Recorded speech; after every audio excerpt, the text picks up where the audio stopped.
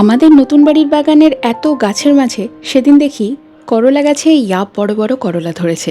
কয়েকটা তুলে আনলাম। শাশুড়ি বৌমা মিলে বানাবো কুরকুরে করলা, আর রেসিপি শেয়ার করব তোমাদের সাথে। প্রথমেই পাতলা করে কেটে নুন দিয়ে সেদ্ধ করে জল ঝরিয়ে নিলাম। এদিকে একটা ব্যাটার তৈরি করব।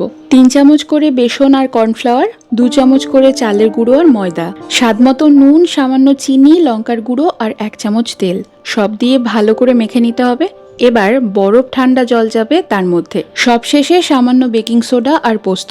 ব্যাটারের ঘনত্ব হবে মাঝারি। এক একটা করে করলার টুকরো মিশ্রণে চুবিয়ে গরম তেলে উল্টে পাল্টে সোনালি করে ভেজে নিতে হবে। কি খাস্তা হয়েছে দেখো।